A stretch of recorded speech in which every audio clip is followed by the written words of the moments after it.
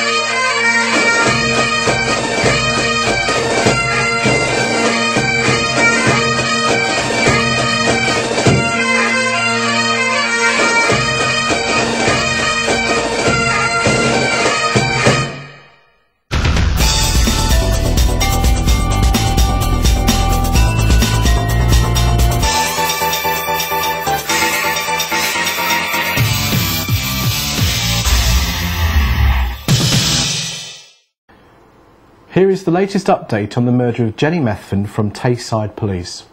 The drivers of 2 lorries captured on CCTV images as they passed through the Strathern area on the day 80-year-old Jenny Methven was murdered have been identified. They came forward to offer any assistance they could after images were publicised earlier this week. Both have now been excluded from the investigation. One was driving an articulated lorry with a white cab and red side curtain travelling west towards Dunning. The other was at the wheel of a red or pink coloured Scania cab with log trailer coming from Bridge of Erne towards Forgandenny. Detective Chief Inspector Colin Gall, who is leading the inquiry, said, "We were delighted that the 2 men came forward to make themselves known to us. Moreover, we were overwhelmed by the public response to our appeal in relation to the CCTV images. Not only did the inquiry team and the Force Communications Centre receive a flood of calls from the public, one of the lorry drivers said he had been effectively pulled over on more than one occasion by people who recognised his vehicle. We are very appreciative of the considerable support that the public continues to give our efforts to trace the person responsible for this terrible crime." Despite the excellent reaction, 3 other vehicles and their drivers that were the subject of other CCTV images have not as yet been identified. They are a small silver car heading towards Dunning, a black vehicle travelling behind a tractor and trailer heading towards Fort Teviot from Bridge of Erne and will have passed a bus travelling in the opposite direction, and a silver hatchback car which travelled behind a bus from the Forgandenny Fort Teviot direction to Bridge of Erne. Also known to have been on the same route on that day was an old-style, blue-coloured Ford Focus, which would have had to wait at a junction to allow a tractor to pass. A gold-brown Mitsubishi Shogun was also in the area and would have been travelling behind a tractor for a distance. All of the vehicles were seen between 10 a.m. and 11 a.m. in the area between Bridge of Erne and Dunning. The inquiry team want to hear from the drivers and any occupants as they were in the area at a time when they may have seen something that could prove to be valuable to the investigation. Jenny Methven was found dead by her son David at about 5:15 p.m. on Monday, February the 20th, within the cottage that they shared at Kildinny Farm, Fort Teviot. She had suffered fatal injuries to her head and body. As well as appealing for these people to come forward, Tayside Police would ask for anyone with information that could assist the investigation to contact them immediately. Tayside Police has a phone number dedicated to any inquiries that could assist the Janet Methven murder inquiry. It is Perth 01738 892 925 and will direct callers straight to the inquiry team during normal office hours and to the Force Communications Centre out with office hours. People can also still contact the single non-emergency number 0300 111 2222 or speak to any officer. Alternatively, information can be passed anonymously via the charity Crime Stoppers, who are offering a £10,000 reward for information that leads to the arrest and conviction of the person or people responsible for Mrs. Methven's murder. Fairways provide cost-effective HR support, from contracts to recruitment, health and safety to training. Fairways, working with you, for you. Visit fairways-uk.com or call Perth 632 561 for a free consultation. I did it Fairways. As we know, Scotland is full of creative people, and I'm with one today, Sam MacDonald, who's absolutely fantastic with his metalwork, and he works specifically designing fish. These are fantastic sculptures that you do, Sam. Could you tell me a bit about them? Well, it's a nice way that I have of making my living by combining really my 2 passions, which is fishing and art. So yeah, the fish were bound to come into my art sooner or later. So where is it you come from, and what really inspired you to do this kind of work? Well, I'm actually from the Isle of Lewis, and my father's from Skye and my mother's from Orkney, so the sea and being island environment has always been really important to us. I've fished from a very young age, and I've always fished in the rivers and from the rocks, so I've always been involved with water and the sea environment. So why did you choose metalwork to work with? I mean, is that because so many of the fish are so silvery looking and metallic that the metalwork's with, or did you have an interest in metalwork and then chose the subject to work with? Metal, yes. The metal does dictate to me a lot, and it is what I was interested right from the beginning. When I went to art college, I had a choice on what media to choose, and I just felt a kinship to metal and how it works. I would love to be able to work wood, for instance, because wood's warm and it smells nice, and the workshops are always really nice. But I found that wood has too much life of its own, that it'll crack, split, and it limits you a bit, whereas if you apply the right heat, the right pressure, then it'll do what you tell it, and it'll still stay in it. And you can always hit it harder with a hammer if it doesn't. Now, the fish that you actually make, are they just based on the fish that are around the Scottish coast and the waters, or do you do more tropical fish, etc.?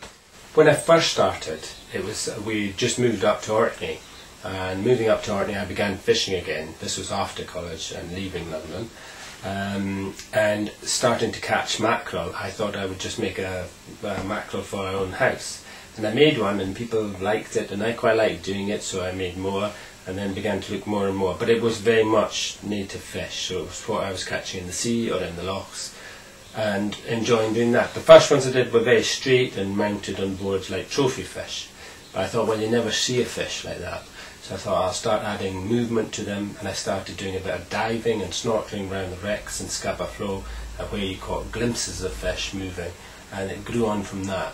When I was fishing, it was very much trout and off the rock, trout in the lochs, fly fishing, and then off the rocks and off boats. And gradually I became more interested in travelling to fish as well. So I would travel to Venezuela to fish for tarpon and bonefish, and all the time you're gathering resources and you're doing drawings and photographs of the different fish, and then when you come back to the workshop you start putting them in. And that's why I do bonefish, tarpon, permit, marlin, these kind of fish, because all fish are fascinating to me. People often say to me, will you not get bored with fish? But fish. Now, are you making the fish that are actual matching the patinas that you've got in that book? I mean, obviously, you've got the colours, and luckily enough, patinas match the colours of fish. No, the book is a bit like a recipe book, that it won't quite turn out what it looks like in the photograph. But if you remember what you've done, and you've got then that knowledge of that colour in your head already, then when you're looking at certain fish and you'll want that colour, you'll know how to reproduce it. So you're just constantly building up a vocabulary of colours, and the same with the marks and the different chisels that I've got. It's just constantly building up a vocabulary, and I don't see that ending ever. I think you carry on growing. So do you find that you're dictated a little bit with the kind of fish that you're making all the time? Is it dictated by what people want to buy? And basically the question is, are you prostituting your art? That's a good question. It's probably an age-old question that lots of artists, and we have big discussions about. But I find, no, I won't make fish that I don't particularly have any feelings for, such as maybe goldfish, some certain kinds. I get asked to do seals and things, and I'm not very particularly interested in that either. I'll do lobsters and all other kinds of sea mammals too, like whales. But no, I will tend to stay with fish that I'm interested in, which tend to be the more maybe ugly side of the sea that I like. When people come to me to ask me to do a piece, I really like hearing stories about fish and hearing about their fishing experiences. So I find it very easy to then translate into a piece and kind of make it more personal to them, hopefully. So no, I don't ever do anything that I'm not interested in already. So that's maybe a luxury of mine, because I know that with art that you do really have to think about you making a living, and it's a very serious subject. So maybe it's just fortunate I've got a subject that's so broad. Now, as an artist, you like to have the freedom to do what you want when you want to do it. But do you find now, because you're getting more and more popular, people wanting your beautiful sculptures, you're getting a bit of pressure now to churn them out? No, I would never say that I would churn them out. Because of the process and the techniques I use, you can't churn something out. Because all the fish are individually made and I don't cast any. Your time is limited. You just can't do it bang, bang, bang at all. It takes a good long while. So I work from 8 to 5 or 6, and sometimes continue work after then. So I have a full day of work and quite a strict work ethic. I enjoy it. I love my work, so it's no hardship to me. So and I work. Yes, you do have deadlines with exhibitions and with different things, and I go down to the CLA Game Fair every year, and I need a new collection of work for that. So you are pressurised in different ways, but no, because I enjoy it so much, I don't find it a big pressure. So, is there a difference between having the freedom to do your own picture or a commissioned piece? If you have a commissioned piece, is it a little bit more kind of staid? A little bit? Does it really affect your creativity? I actually like doing both. I like commissioned work and my own work. Your own freedom to do your own work is always nice. But you learn a lot from commissions, you learn a lot from the clients, and it brings new problems into the pieces that you've got to overcome, and new stories. So I like the commission work. Commission work is always done with a lot of discussion and drawings with the client. So it's not really someone coming to me and saying, this is what I want, you make it.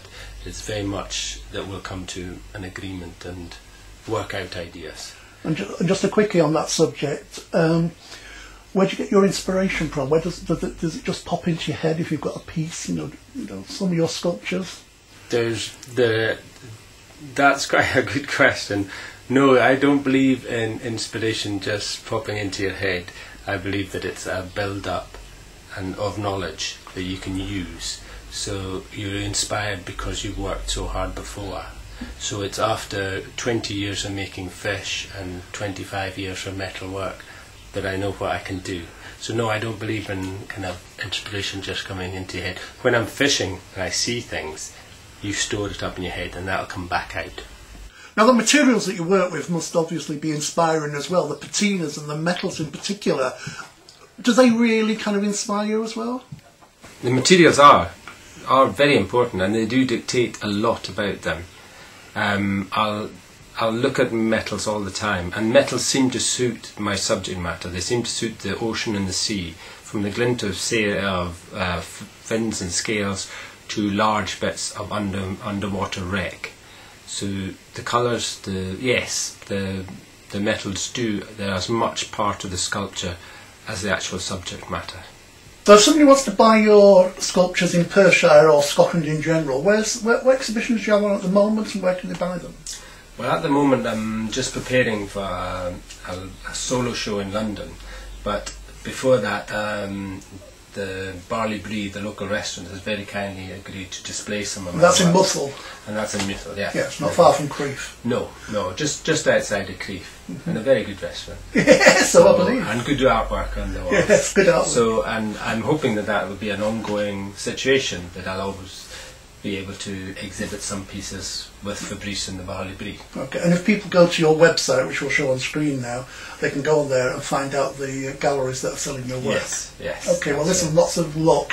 I know you don't need any, you have beautiful, beautiful work, and I hope one of these end up on my wall very soon.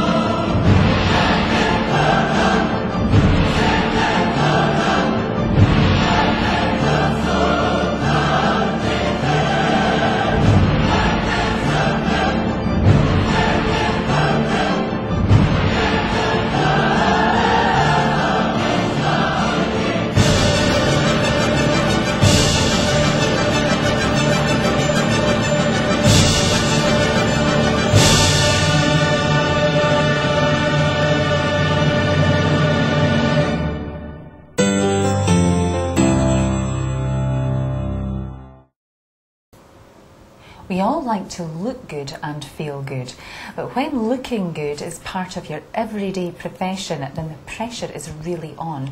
Well, one lady who knows all about that and looks in pretty good shape to me is salon owner and 3-time Scottish Hairdresser of the Year, Charlie Taylor. Welcome, Charlie, lovely to have you again. Thank you very much. Now, you do look fantastic. Now, you've got a really busy life, husband, 3 children, 4 salons, umpteen staff.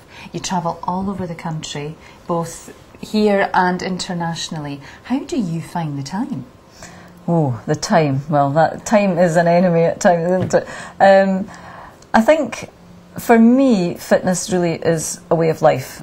So that would be my starting point. So I think if in your mind it's a way of life, and I've been working out since I was 15, that was quite a long time ago. I don't believe it. It was.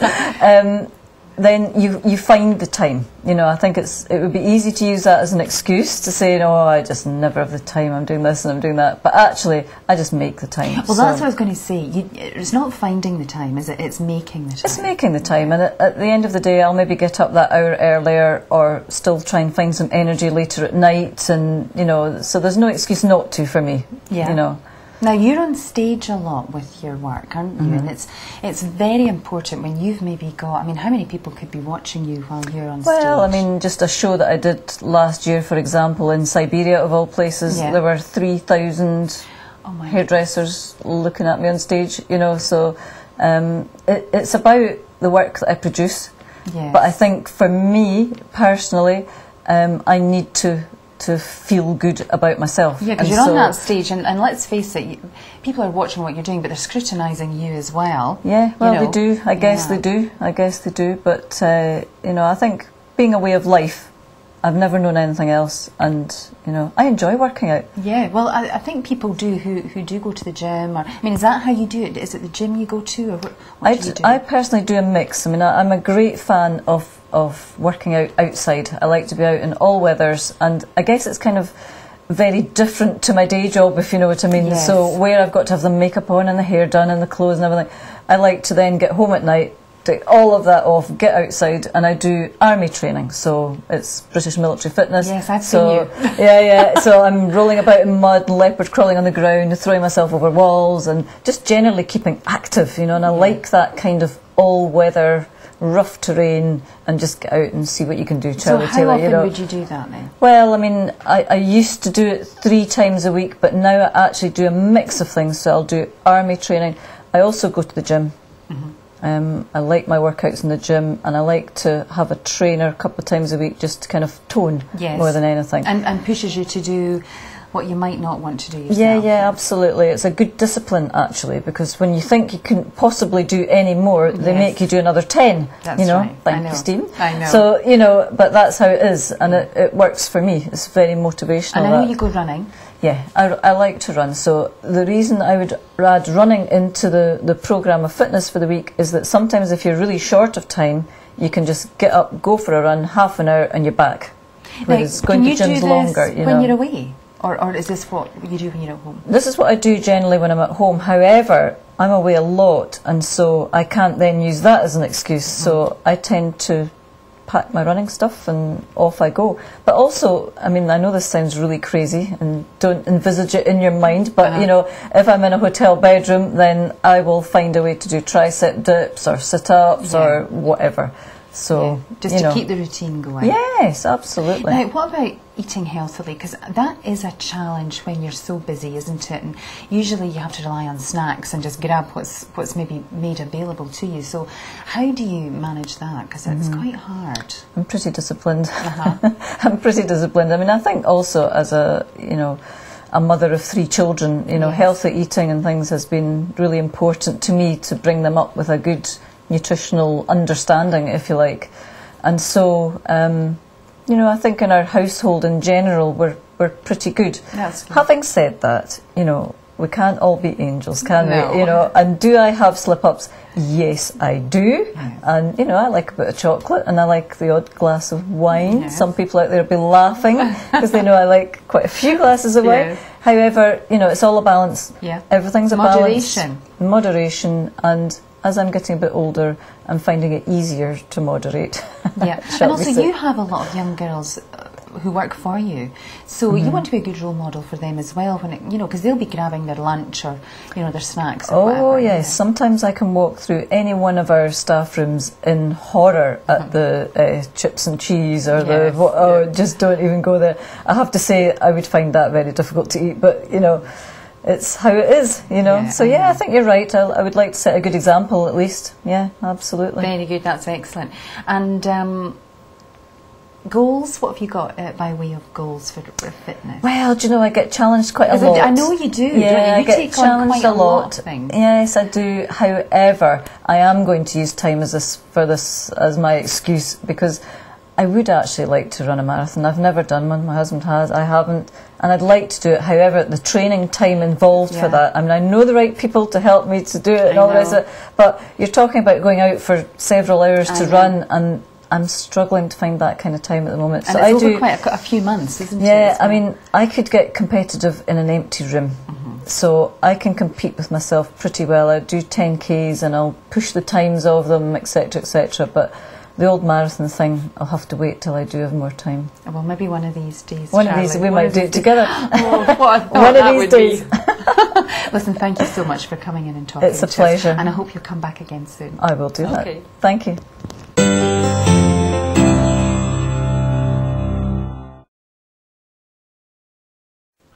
Now, Paul Merton's always been one of my favourite comedians. He's not one of these, I say comedian, or relies on swearing and filth. No, he's a little bit intellectual, but in a laid-back, kind of easy way. He just slips out those gems of comedy, and you think, sorry, what did he just say?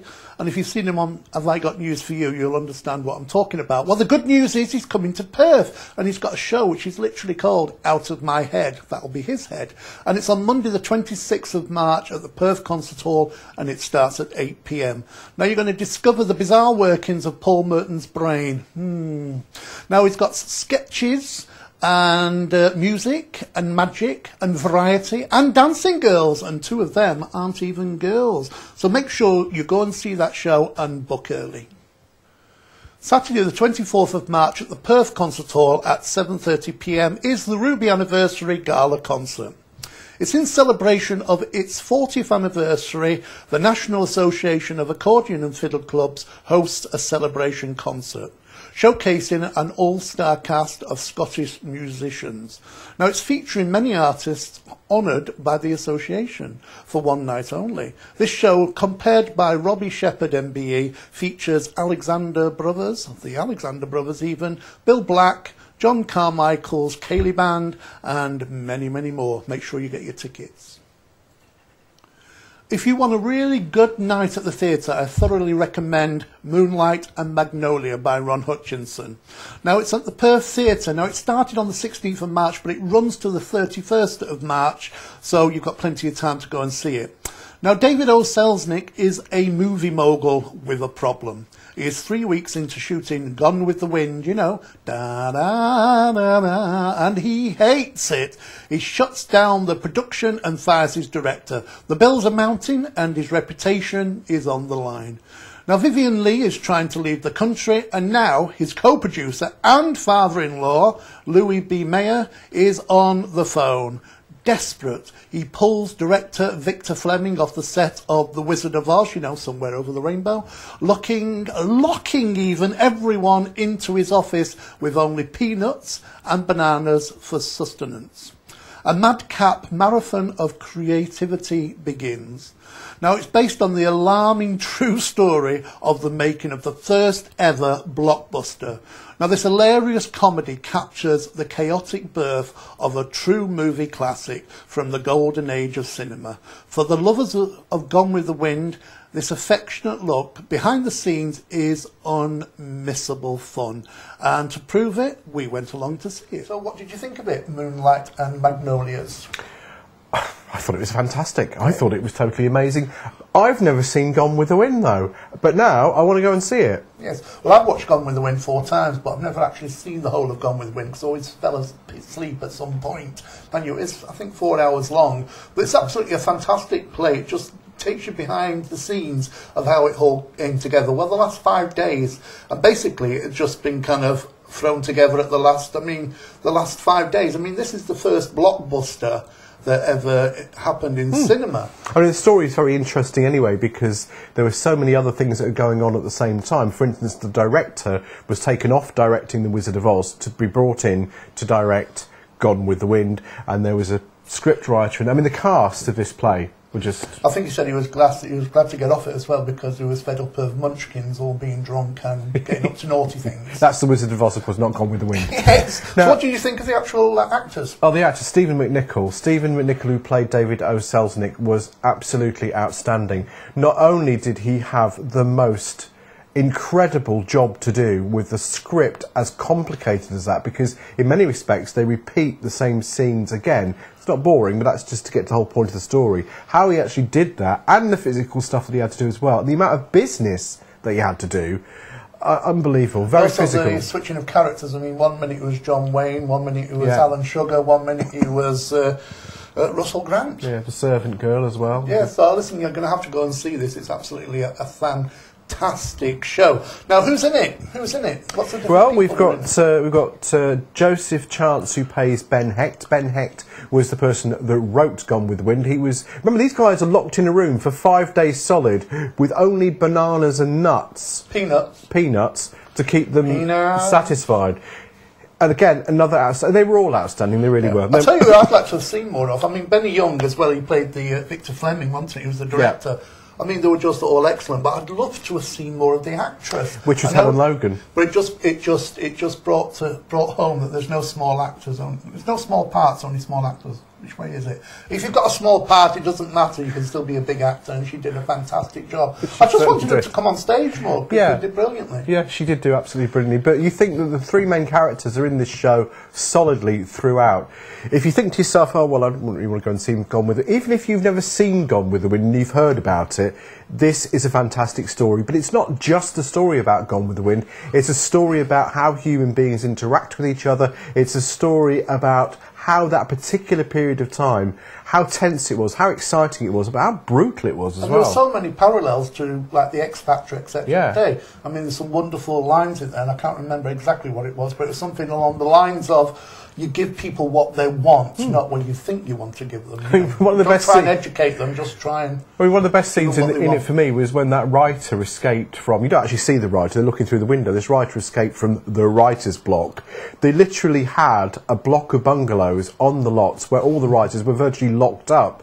And this guy saw him on the loose and got the security guard to round him up and take him back to his bungalow because that's what he was being paid for. Also, you've got to mention the director, Rachel O'Riordan. I mean, she kept that play really, really tight. I mean, if that play hasn't got fast pace, it's boring. I mean, there's lovely writing in there. There's funny moments, poignant moments, little bits of history about the film, etc. But I mean, there's lots of parallels there about big business and all that kind of thing and how it works. And also, when you have something like that, like a TV show or anything, you get conflicting. You've got the producer, you've got the director, you've got the writer, and you also got the talent. I thought it was quite good when he said. When the director said, you try having the talent when you've got everybody waiting, you're spending millions of pounds on it and you're just waiting for the actor to come on stage, but they decided not to because of the colour of the shower curtains. Exactly. Now listen, it is a fantastic night, but I'll tell you what, there was one more star of the show. Yeah, the theatre itself. The theatre itself. Now, we've been to the theatre on the Wednesday to the Playhouse in Edinburgh and see Mrs. Brown's Boys, and that was fantastic, but the whole experience was ruined by the seats. I mean, it wasn't just me, there was 24 of us all together. There were thin ones, thick ones, some as big as your wrist. But the experience, everybody said, no, we're not going back to that theatre, because I felt like a mountain goat getting into my, going up them steps to get to the... So... When we got to the Perth Theatre, we were both a little bit trepidatious. Well, I'll just tell something. I've been putting myself off going to the Perth Theatre for over a year now because I dreaded getting into Perth seats. But the seats were brilliant. Loads of leg room. It was like first-class theatre. So top marks to Perth Theatre as well. So if somebody out there is a little bit on the bigger side, you've got long legs and that, don't worry. Go to the theatre. It's brilliant. It actually gives you what you want. Anyway, we thought what we'd do to give you a little bit of an evocation of what the evening was like. Can I just say, of a reminder. I wouldn't go and see this once. I'd go and see this twice because it is so fast. I'm sure I missed a lot of it, and I just want to go back and see it again. Yeah. But you've got to when is it until? You've got until. Have a look at the programme. Now the 31st of March. So listen, if you've not seen it and you want to see some quality theatre, go and see it. And we've got a little reminder. Yes, anyway, well, as I was trying to say, we do have a little evocation of what Gone with the Wind was all about. So just sit back and enjoy this.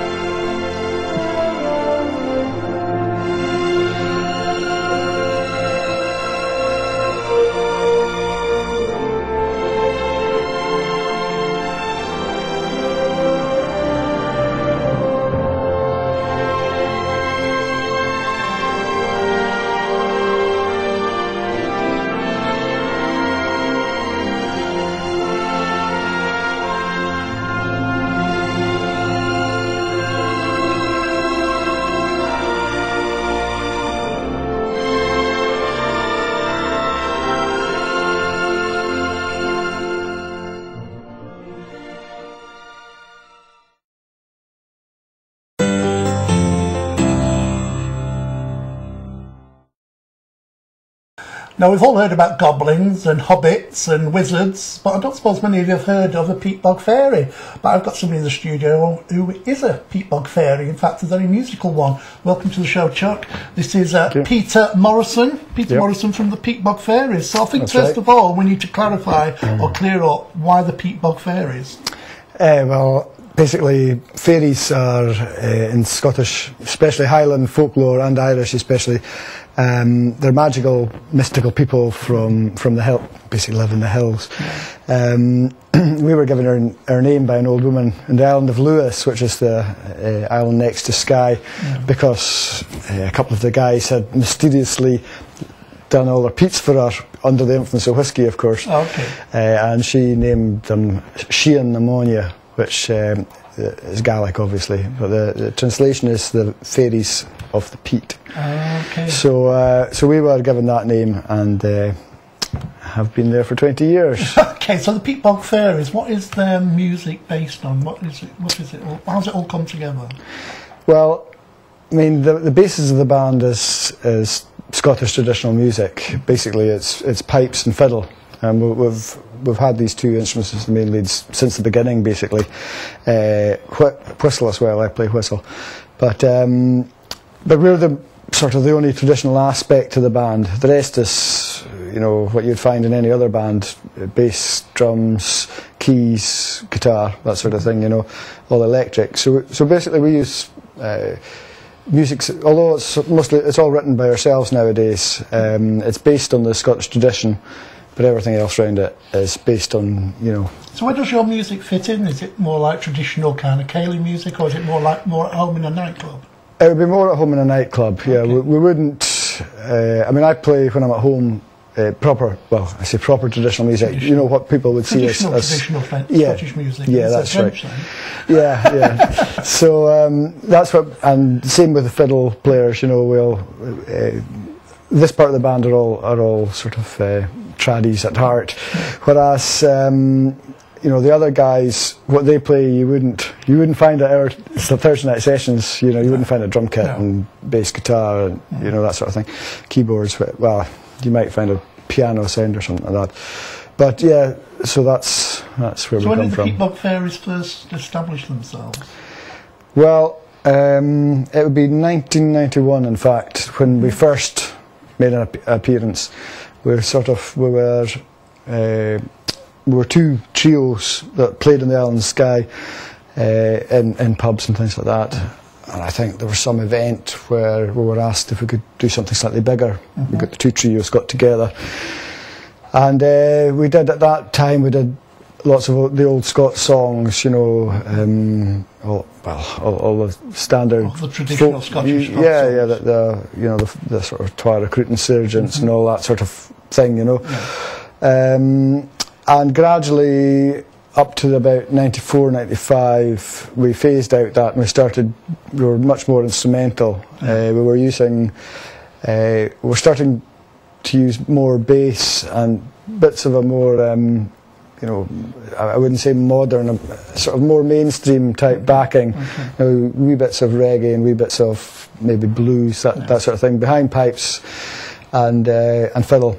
And we found that was what for us was going down best with our audiences. And whether it's a conscious decision or not, we kind of drifted more and more towards that type of music. And it started bringing us festivals. We did our own little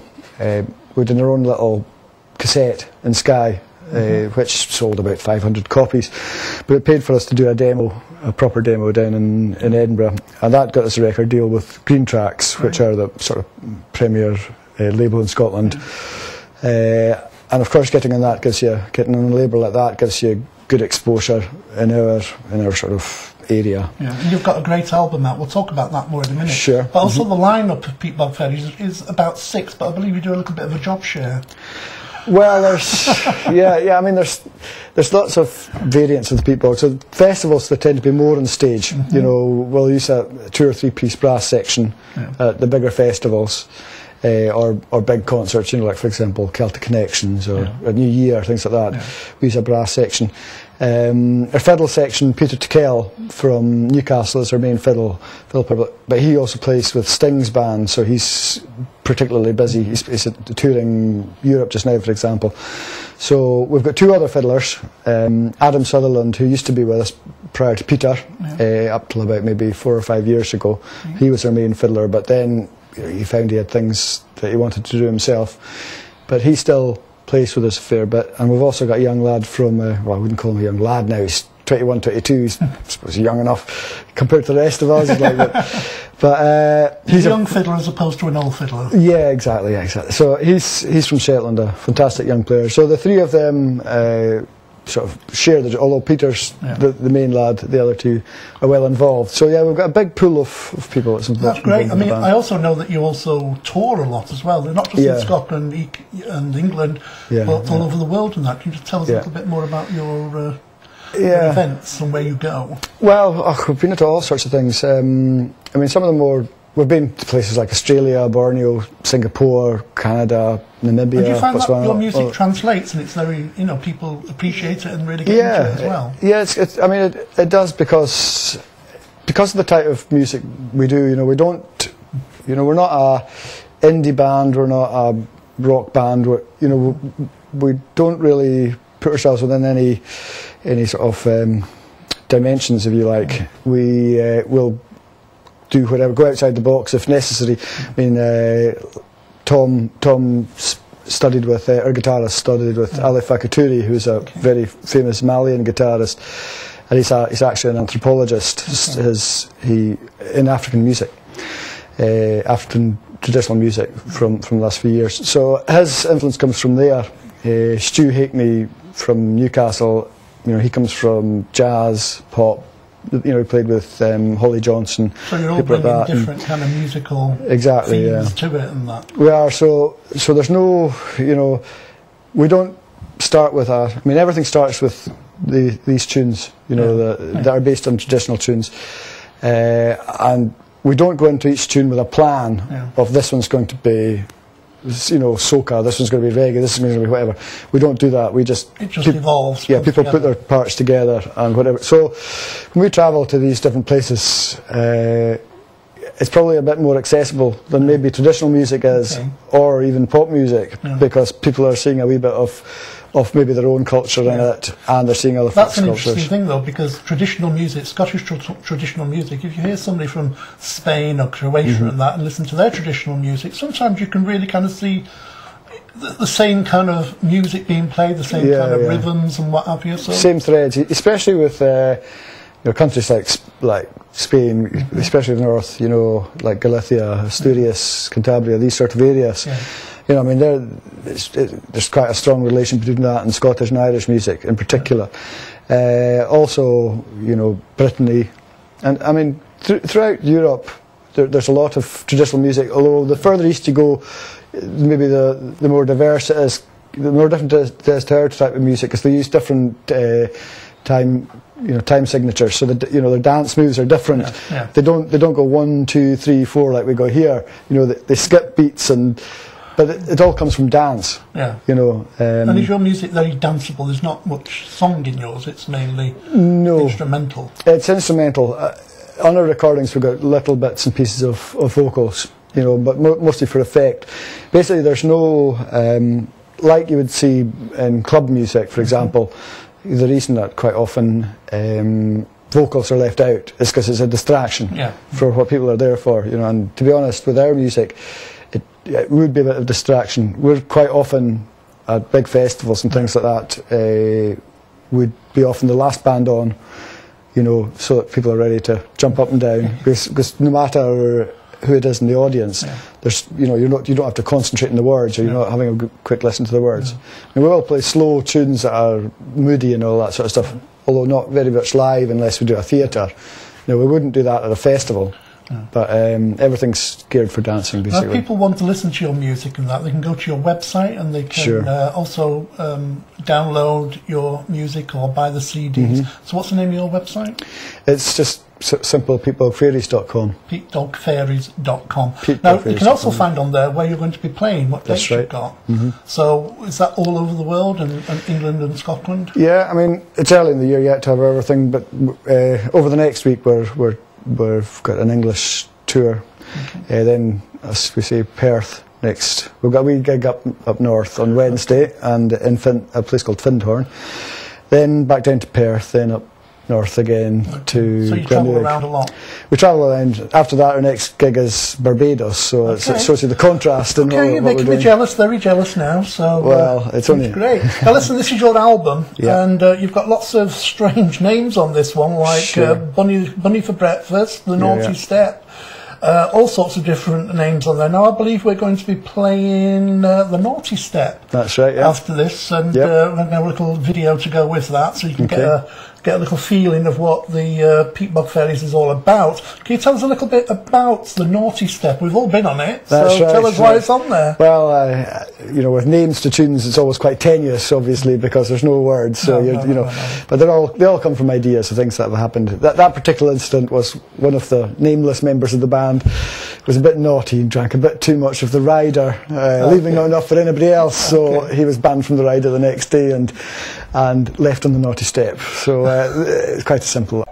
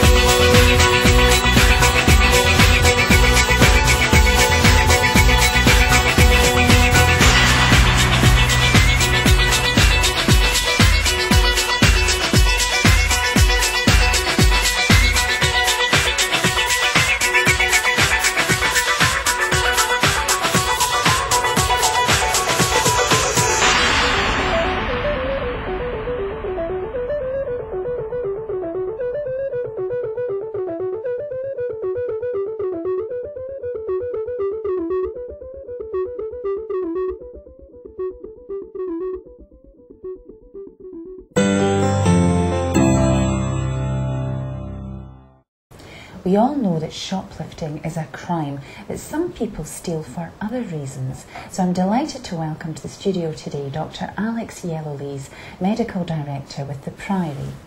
So Alex, hello, it's lovely to have you again. So shoplifting, it's been in the media recently, some quite high profile cases.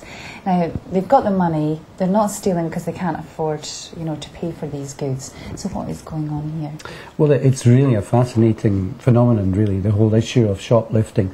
And it tends to come to light, you're quite right, when celebrities, well known to the public, are caught shoplifting, and everybody wonders just what's going on and why they've done it. But it's actually a remarkably common thing in society. There's a subgroup, if you like, of the population who constantly shoplift for various reasons. Now, it's probably worth saying right at the beginning that there are some people who just don't want to pay for the items or can't pay for the items. So for that reason alone, they're shoplifting, and clearly that's something that is not a healthy thing to do, not an appropriate thing to do in our society. And often we think about people maybe funding a drug habit or something like that. Yes, exactly. And I think most people assume that everybody falls into that category, but that's far from the truth, because there's actually quite a large group of shoplifters, if you like, who are shoplifting not because they are just want to steal as such, but because they actually have another psychological problem that's driving it. And this is the people that you see now. So who comes into this category? Well, they're the people too who have never shoplifted in their lives before, and then suddenly are caught doing it for the first or the second or the third time in a way that is completely out of character for them. So yes, you're right, these are the sorts of people that we would sometimes see who have a psychological issue that is fueling the shoplifting, or is actually one of the main symptoms of the shoplifting itself. Right, so they're stealing because what reason is this? Well, there can be a range of conditions, and the ones that we tend to see most commonly associated with shoplifting, and this is worldwide, are issues like clinical depression. There are a small proportion of people who have never shoplifted in their lives then become clinically depressed, and in the context of that illness, shoplifting is one of the symptoms and signs. Right. It's quite an unusual thing to do, though, isn't it? It is, but then, depression has so many different symptoms that can emerge in it, ranging from low mood, loss of appetite, engaging in behaviours that people normally wouldn't do as a means almost of trying to change the way they feel or lift their mood. They might not even know why they're shoplifting, and quite rightly saying when they're asked, why did you do it, they'll say, well, I actually don't know, and they're not lying. They may simply not know and be aware that this is actually part of the other symptoms that they're experiencing. So what could trigger something like this in someone then, and can it affect different age groups? It can affect any age group, essentially, but the group that you tend to see doing it who are ill tend to be more in middle age, when people are developing a depressive illness or some other issue, or younger people with an addiction problem or an eating disorder problem. Right. Because essentially the conditions, psychological conditions that you see shoplifting occurring in most commonly are depressive illness, sometimes bipolar disorder when people are either depressed or manic. Addictions, people who are addicted to all sorts of things may also be addicted to shoplifting. And in eating disorders like anorexia and bulimia nervosa, particularly bulimia, it's remarkably common for people to shoplift. So people would steal food and they've got an eating disorder? That's true. And sometimes that may be because they want to eat it, but quite often it's not. It's just a compulsive thing that they do, or an impulsive thing that they do, particularly in bulimia. And sometimes in anorexia, they're buying the food not to eat it. They just hoard it. Right. Right. And the other condition that you tend to see it in is obsessive compulsive disorder, where people are feel compelled to shoplift, just as they would feel compelled to excessively wash in a repeating way or to check obsessively. Then the shoplifting can be a compulsive symptom in a similar kind of way. Right, so a whole range of conditions, that you see this phenomenon emerging in. Now, I would imagine that people get a certain kind of high when they do shoplift. So can that become addictive as well? Well, some people might get a high when they shoplift and a buzz out of it. They might be the ones where there's an addictive component to it. But a lot of people will do so almost on automatic pilot.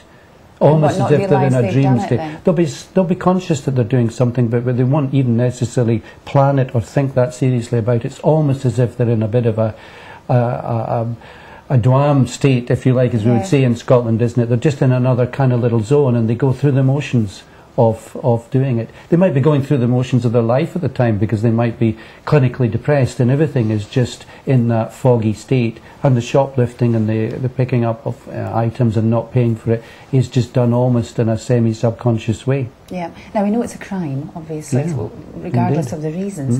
But I would imagine people are they dealt with quite sympathetically if it is a... Well, I think initially in years gone by, people didn't realise that shoplifting could be a symptom of illness. Right. So they were all treated the same way. But that's absolutely not the case now. And I think the police and lawyers and so on are quite good at picking up when something is truly out of context with somebody and referring them for a psychiatric opinion. Yeah, and although it's sad when we do hear of very high profile cases in the media of well-known people, we'll not name names, but in a way, although it's sad, it does bring this condition to light, doesn't it? It absolutely does.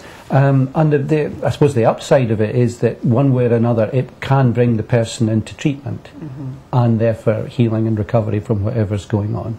Yep, so if you suspect maybe you've got a close family member that might be doing something like this, what should people look out for then, do you think? Well, I suppose if it's a close family member, for whatever reason they're doing it, you might want to discuss it with them because clearly it's not good behaviour one way or the other. But if you suspect that they're doing it and it's out of character for them, then absolutely worthwhile raising the issue with them, trying to understand what is going on in their lives in the broader sense, and if there are issues around, encouraging them towards getting the right kind of help for it, because there's lots of help available now. Very good. Now, some people, they don't steal it, they buy loads and loads of things. Now, that can also be part of a symptom, can't it? Yeah, there is a condition called CBD, which is compulsive buying disorder, which is not shoplifting as such, but it's a kind of a variant on the theme where people compulsively buy items but never ever use them. Right. Does that not sound like half the women in Britain? Well, you could say so, but this is to an extreme degree. For example, a young woman might spend large amounts of money, and by large I might mean thousands and thousands of pounds worth of money, on buying dresses, for example, and stacking them up in the wardrobe, but never ever wearing them. Right. And I'm talking an extreme degree here, I hope so. where people may have, yes, I know what you mean, but people may have their whole house turned over to wardrobe space containing items that they've never worn with the price tag still on them and have no intentions of wearing. There's a compulsion to buy the items and to hoard them almost without using them. Serious debt, I think. Serious debt. I've seen £10,000 worth of debt that people have racked up on buying these items.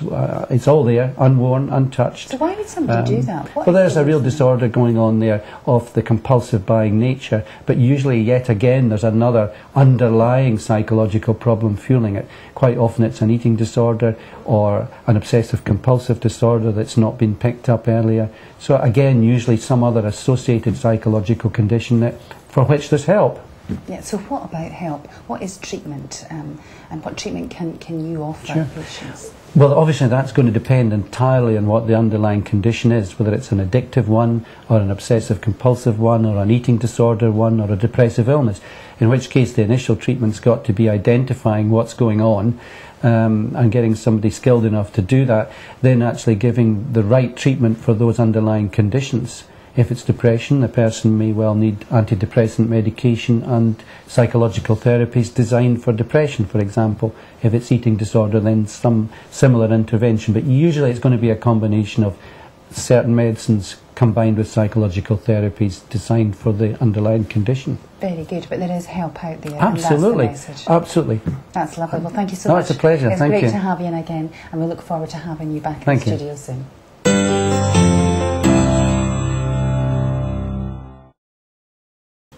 Hi, I'm Francesca Webster, the community reporter for Perthshire Online TV, and today I'm joined by Lisa Wilson, who's going to be discussing with me Planting for Perthshire, which is a new initiative to help unemployment in Perthshire. So Lisa, tell me a bit about it. Hi.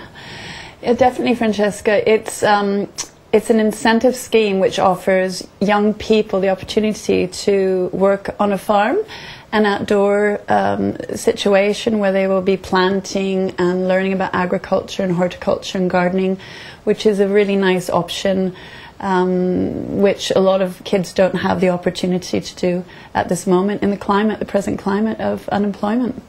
And is it actually paid work? Is it?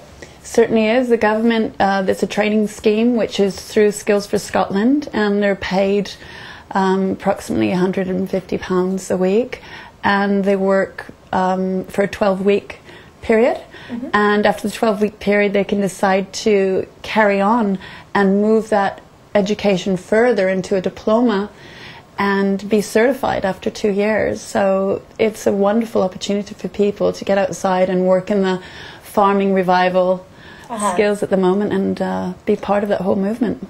And it's certainly something that's really kicking off now. I mean, the delicatessens, there's more of them. There's farmers markets. Definitely. Produce in restaurants tends to be more local now, and it's almost like we've adopted this Italian slow food movement, isn't it? Definitely. People making their own sausages and definitely keeping some of their own cows, and there's a real kind of interest in organic food. And I mean, as you were saying there, yes, these youths can kind of come in and they can plant things, and they're also learning about food and where it comes from at the same time. Definitely. So it might not necessarily be agriculture they go into, it could be restaurants. Totally. They can use their skills and they can move from the ground up, and they're learning how to grow, and they'll learn how to prep chef. They can take it anywhere they want. These are basic foundation life skills. And it's great. They get to work outside, and it's sort of communicating, learning, and being part of a great sort of team. Mm-hmm. And working with very educated horticulturists and agriculturists at the same time, so having leaders in each team as well. Yeah. And I mean, obviously unemployment, we hear about it a lot. I mean, how big a problem is it in Perthshire? It's quite a rural area, there's lots of rural spots. And how are people going to make it to this one farm, and will people hear about it and come to it? Yes, definitely. It will be advertised in the job centre, and Skills for Scotland will also be promoting it. So it's an opportunity for every single young person who is unemployed to hear about it. And there is transportation that takes them to this particular farm in Tivermore, which is a wonderful organic farm.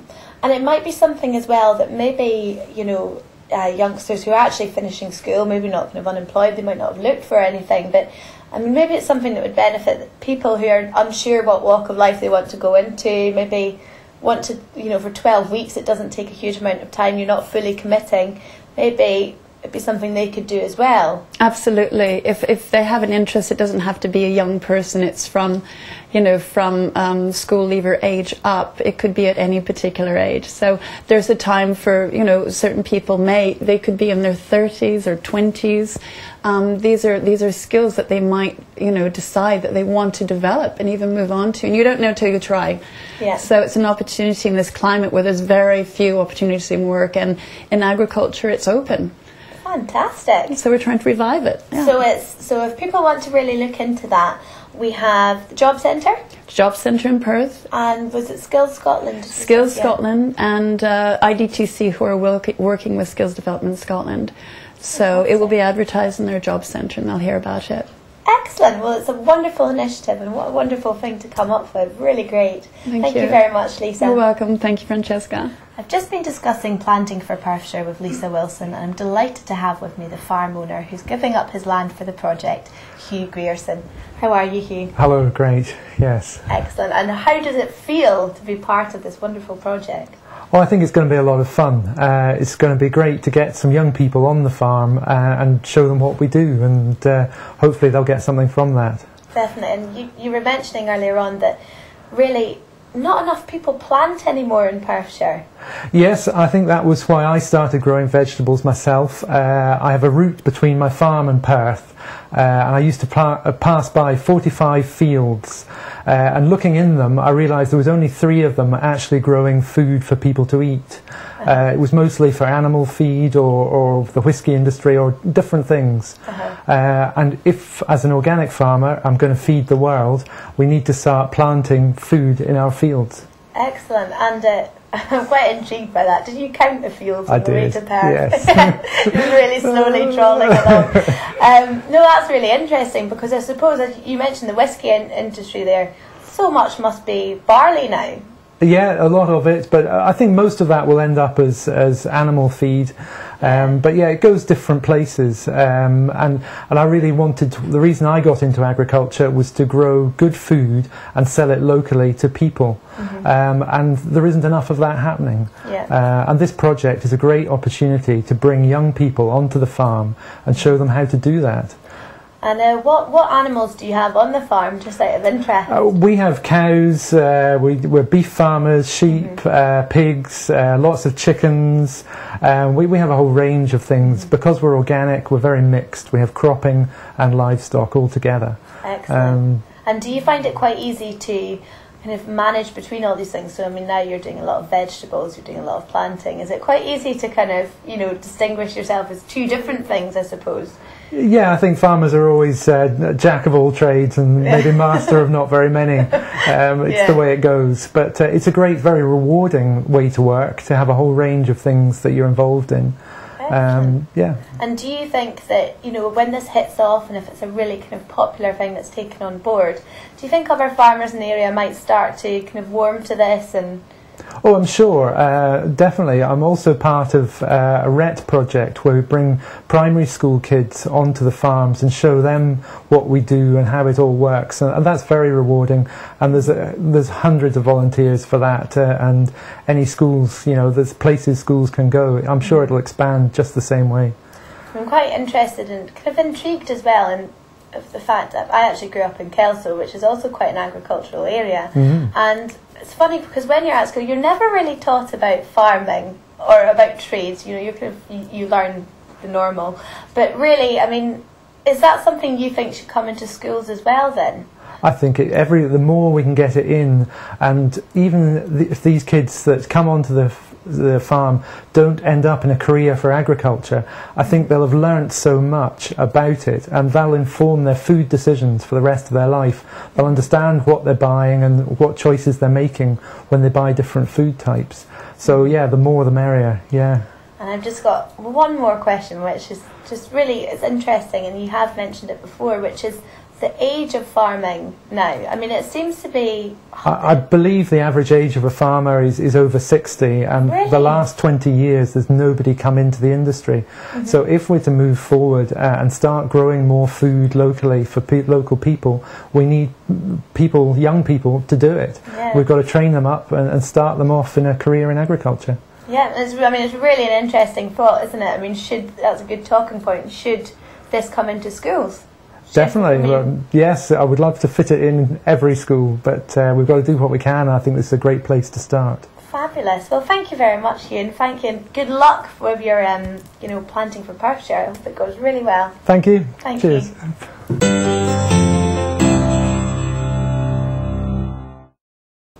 Well, I really enjoyed this week's show.